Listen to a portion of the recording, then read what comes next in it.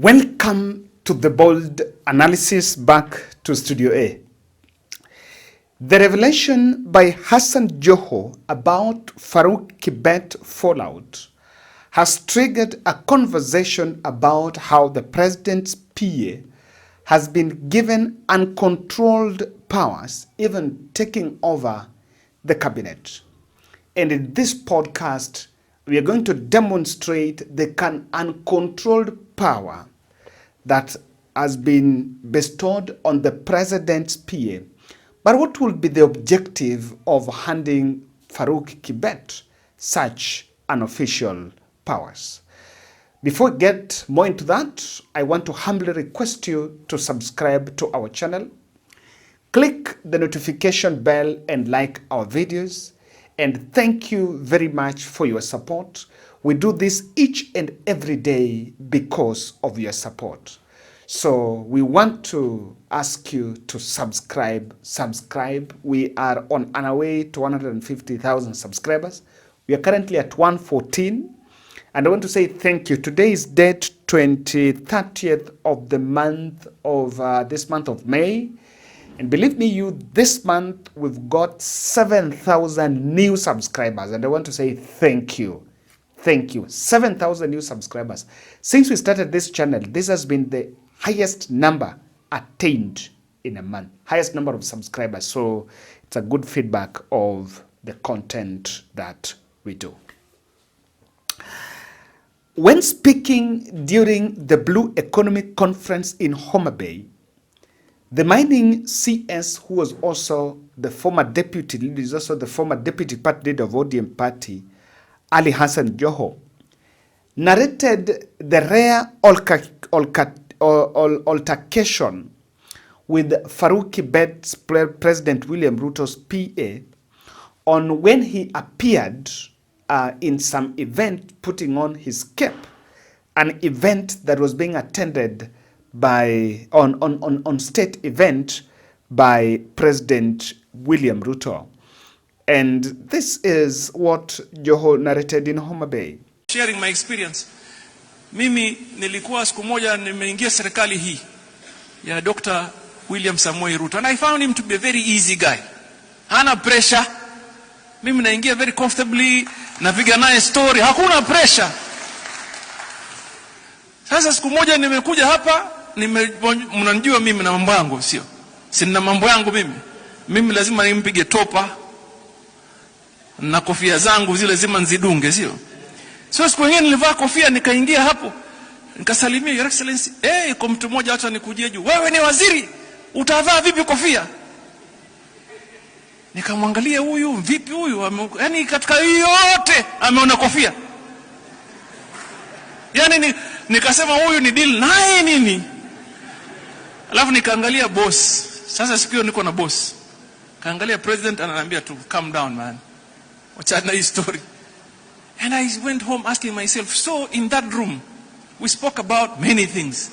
We discussed about real issues. Lakini huyo mtu aliona kofia tu. Siku ya pili nikaenda nikamsema leo ndio naenda na ile kofia sasa. Nikatafuta ile yenyewe sasa. Honestly nikaingia na kofia. Lakini the wisdom of the president, aliniona kwa mbali na kofia yangu nikija, akasema yule. Akatuma mtu mwambie ule waziri avue kofia, atavaa baadaye. Awache tu ipite. And that tells you kuna watu wanafikiria mambo in a different ways. Some that mean well for the larger community, larger population in the country. Some really is just about them and themselves and their families and the closest people to them. So ni sisi tuamue. So nataka niwaulize hapa Homa Bay, sisi tutakuwa watu wa kuhesabika watafauti ama tutakuwa wale wale? Sisikii. Are we going to be the Are we going to be the people that will be different to create a positive impact in our lives and for our families and the larger population, or will be just like the other guys, or that all we do is speak and do nothing? Are we going to be creating change? Are we going to be the change, Sisi, the change? Are we going to be the change? Or are we going? Now, this story has come, and I think for better part of Thursday night, I saw reactions in social media. Kenyans asking, then, what exactly is the power of PA? Farouk Kibet has been attracting a lot of controversies with state official. At one point, there was the issue of him that he had slapped Kindiki. In some instances, he's been seen even pushing leaders around the president. There was also trending videos of Farouk Kibet pushing Kindiki, trying to redirect Kindiki, and even cabinet members when they attend president's event. And in fact, he's the person that organizes the presidential dais, who sits next to the president, who is going to be far end, who is going to speak in the president's event, and quite a number of other things. He always finds himself very busy. At one point, even in rallies, there were photos of Kibet seen taking photos of the crowd. So he controls the whole ecosystem around the president. And I think it goes beyond any reasonable, beyond any doubt that Farouk Kibet is not just President Ruto's PA.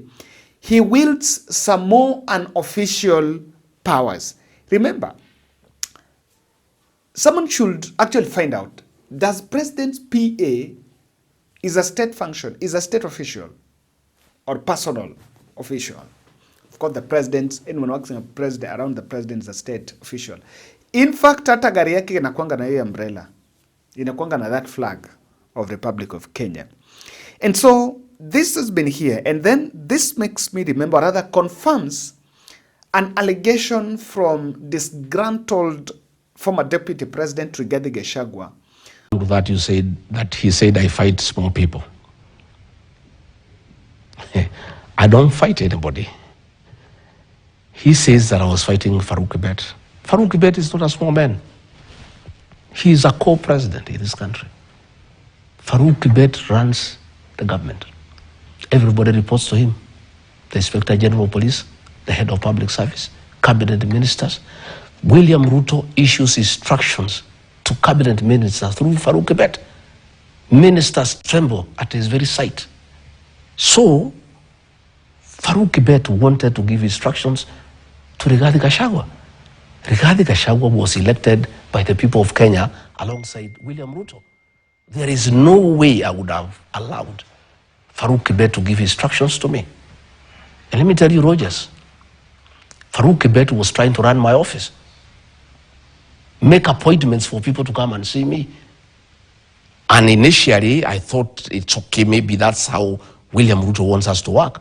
Until I learned that Farouk Kibet was collecting money from people to come and see me, and I have nothing to give them in return.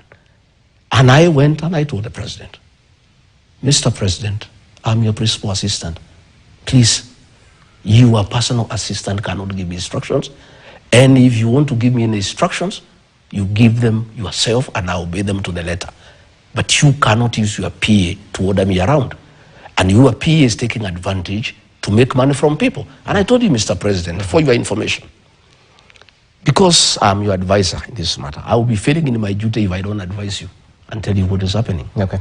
All the people Farouk Kibet is clearing to come and see you, he's collecting money. And there's hue and cry in town. And you, State House is getting very disrespected because it has become a center of corruption. All appointments of people coming to see you, Kibet is collecting money.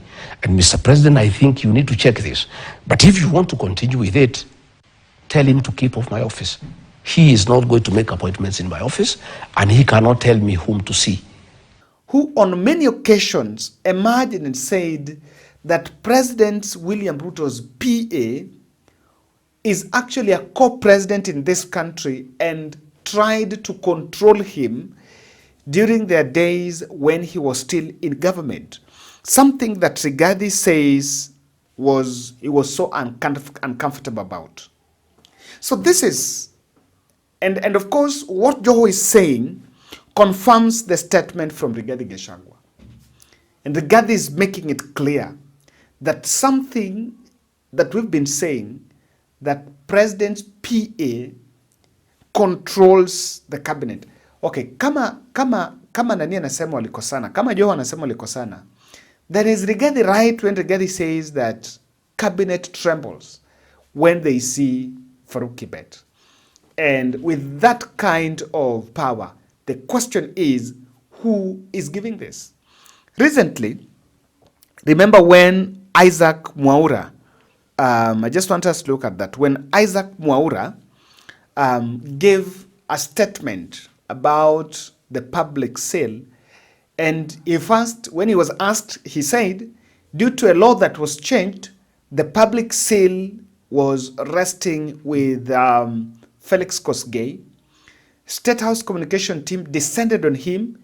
He later came and recanted the previous statement and said the public sale was with the Attorney General.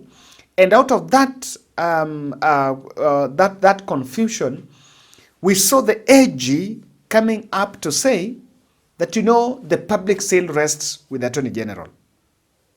So we're told Kibet ran riot act on the spokesperson. And if you look at the whole debate, by the way that executive operates, I listened to what Dorcas Odour was saying, that executive is one headed by the president, and probably was trying to say that the country or the media should not build a mountain out of a small hill. And we understood that it is him who ran riot act on the spokesperson of government, Isaac Mwaura. Act 6A of the laws of Kenya. This provision stipulates that the Attorney General shall have custody of the public seal of the Republic of Kenya. This particular provision has neither been repealed nor amended in any manner whatsoever. Accordingly, the legal custody of the public seal remains with the Attorney General, and as such, the Attorney General has and retains the in custodial legis and of the public seal, namely the legal right to control, protect, and care for the public seal under the Attorney General's charge. And I am sure that we have had no problem with the issue of the public seal, apart from what is in the preface. And the government is one government. The executive is one executive.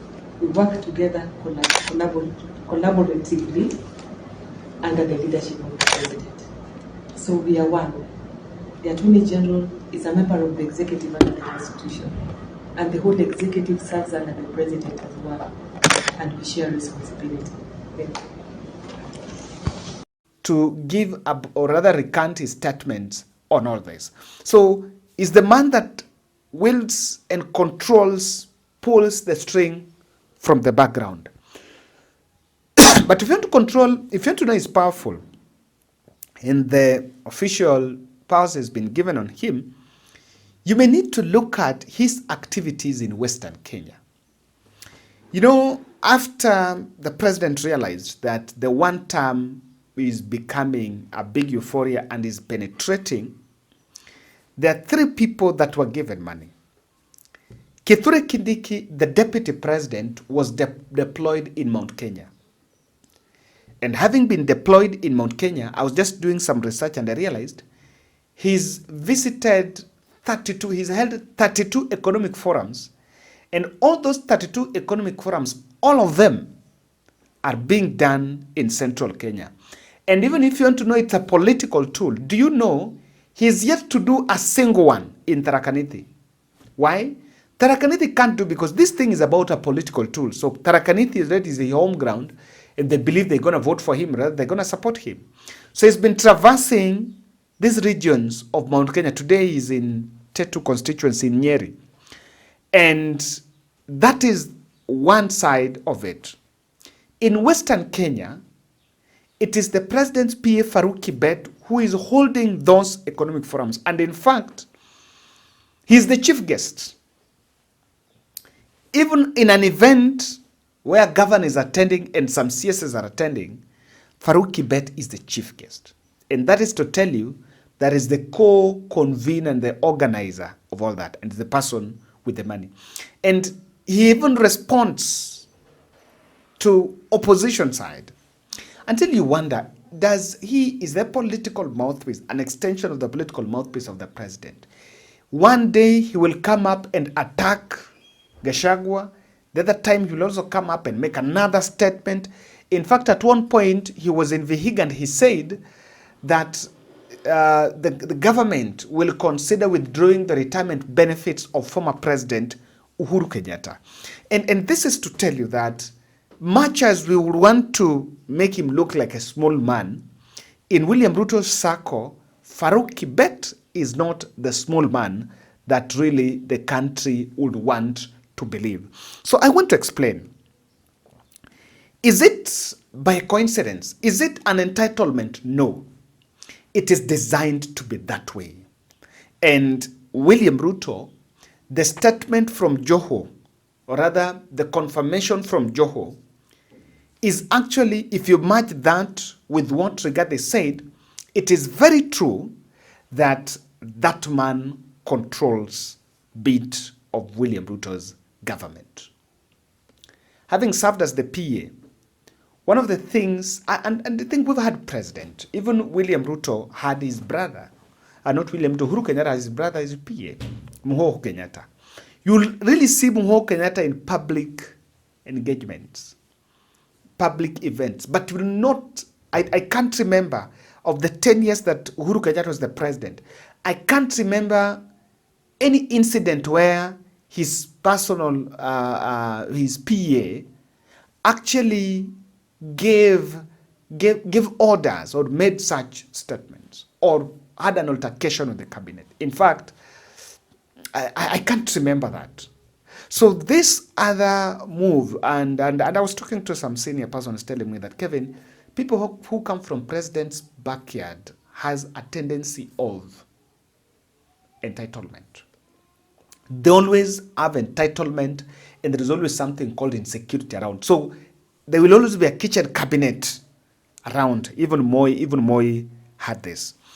Now, there's some observations we can make here. Number one, Farouk runs a parallel political axis outside UDA or even with the state-owned advisors. We even understand there was even another clash with state-owned advisors, Moses Kuria, some time back, and that was even after Moses Kuria was kicked out of cabinet. Now, this political axis, why would this be here? I want to believe that even these economic forums, they would be held within structures, even within party structures.